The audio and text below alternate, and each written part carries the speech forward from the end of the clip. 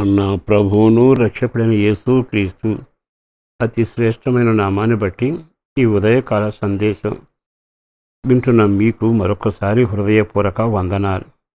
మీతో నేను చెప్పాలనుకున్న మాట ఏమిటంటే, చాలాసార్లు సమయం విలువ తెలియకుండా మనం ప్రవర్తిస్తాం. కొన్నిసార్లు సమయానికి పనిచేయకపోతే నష్టపోతాం. సమయం విలువ తెలియకపోతే అయిపోయినాక రొమ్ము కొట్టుకుంటాం. ఇది అందరి జీవితంలో జరుగుతూనే ఉంటుంది. డబ్బు విలువ తెలుసు, కానీ బంగారు విలువ తెలుసు, కానీ పొలాల విలువ తెలుసు, కానీ సమయం విలువ తెలియకపోతే ఓ రకంగా పెద్ద భారీ నష్టమే జరుగుతుందని చెప్పాలి. సమయం విలువ తెలిసిన వాడు సకాలంలో విత్తుతాడు, సకాలంలో కోసుకుంటాడు. సమయం తెలిసిన వాడు గాలున్నప్పుడే తెరచాప ఎత్తితే పడవ ప్రయాణం సునాయాసంగా ఉంటుంది. సమయం విలువ తెలిసినప్పుడే తన జీవితంలో నిద్రలేస్తాడు. కనుక ఇవన్నీ ఎక్కువగా మీకు చెప్పనక్కర్లేదు, కానీ ఇవన్నీ మీరు అనుభవిస్తున్నవే. అయితే మన వ్యక్తిగత జీవితంలో అంచనాలు వేసేటప్పుడు పొరపాటు పడతాం. ఓసారి యేసు ప్రభువారు తన శిష్యులకు చెప్పిన ఒక మాట యోహాను సువార్త 4వ అధ్యాయము 35వ వాక్యంలో ఇలాగ రాయబడింది. మీరు ఒక్కసారి కన్నులను పైకెత్తి పొలములను చూడుడి. ఇదిగో మీ కన్నులెత్తి పొలములను చూడుడి. విన్నారా? యేసు ప్రభు తన శిష్యులను వెంటబెట్టుకుని తిరుగుతూ అనేక విషయాలు నేర్పించాడు. నేర్పించి వెడుతూ వాళ్ళకు ఒక విచిత్రమైన సన్నివేశాన్ని కనపరిచి ఓ సందేశాన్ని ఇచ్చాడు. వాడు వెడుతూ ఉండగా పొలాన్ని చూపించి కన్నుల పైకి ఎత్తండి, పొలాన్ని చూడండి. అప్పటి వరకు వీళ్ళ ఉద్దేశం ఏంటంటే, దేవుని కార్యం జరగటానికి టైం ఉంది, అది జరగటానికి ఇది జరగటానికి ఫలానా టైము అంటూ కాలమానాన్ని వీడి చేతిలో పెట్టుకుని మాట్లాడటం మొదలుపెట్టారు. ఆయన అంటాడు, కన్నుల పైకెత్తి చూస్తే మీకేం కనపడుతుంది? కోతకు సిద్ధమైన పంట కనపడుతుందిగా, పంట తెల్లవారిపోయి ఇక చేతికి వస్తుందిగా.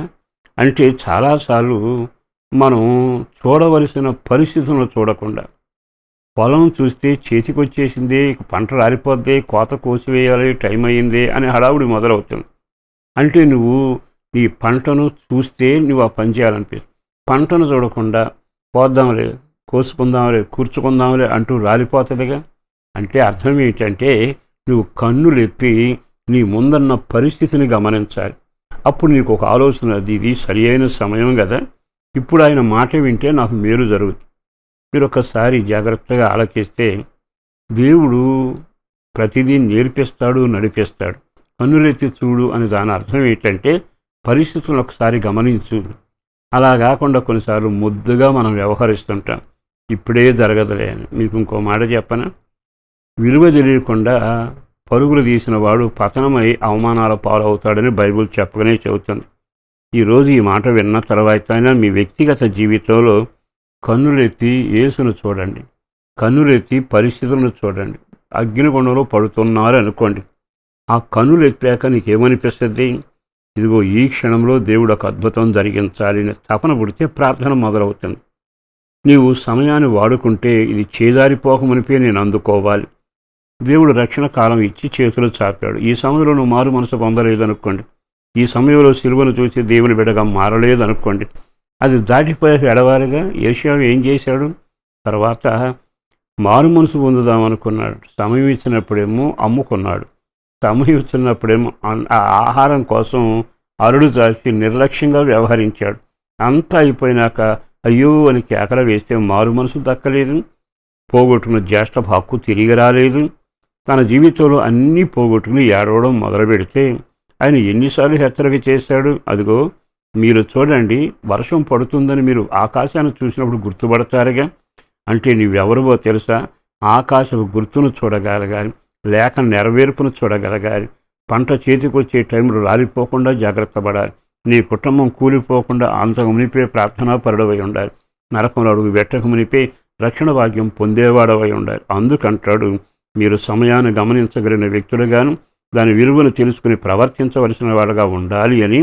కన్నులు పైకి ఎత్తండి, పొలం ఇప్పుడే రాదు, పంట ఇప్పుడే రాదు, ఇంకా టైం పడుతుంది అనుకుంటున్నావు కదా. గర్భిణీసికి ప్రసవేదన సంభవించినట్టుగా సంభవించక మునిపే రక్షణ భాగ్యం పొందండి. సమయాన్ని వినియోగించుకుని ప్రభు వైపు చూస్తూ నడిస్తే మీకును మేలు, క్షేమం, అభివృద్ధి, దీవెన తప్పక కలుగునగాక. పరిశుద్ధులను ప్రేమాముడైన ప్రభు వందనాలయ. అపారమైన నీ ప్రేమను బట్టి ధన్యవాదాలు. చేసిన మేలు కొరకు, చేయబోతే కార్యుల కొరకు ప్రార్థన చేస్తుండగా బిడ్డలను దీవించండి అయ్యా. నాకైనా మాకైనా ముందు చూపు, గమనించాల్సిన విషయాలు, మెలకుగలిగిన ఆత్మ ప్రతివానికి దయచేయండి. మా సమయం విలువ మాకు తెలిసేట్టుగా కార్యం చేయండి. పేరు పేరున బిడ్డలను దీవించండి. కుటుంబానికి ఆశీర్వాదం, పెద్దల క్షేమం, ఆరోగ్యం, ప్రార్థనా జీవితంలో పెంచబడడం, రక్షణ భాగ్యంతో నడవటం, కష్టార్జితం దీవెనకరంగాను, అందరూ ఆరోగ్యంగాను సంతోషంగా వర్ధిల్లే కృప దయచేయమని యేసు పేరట వేడుచున్నాము తండ్రి. ఆమేన్.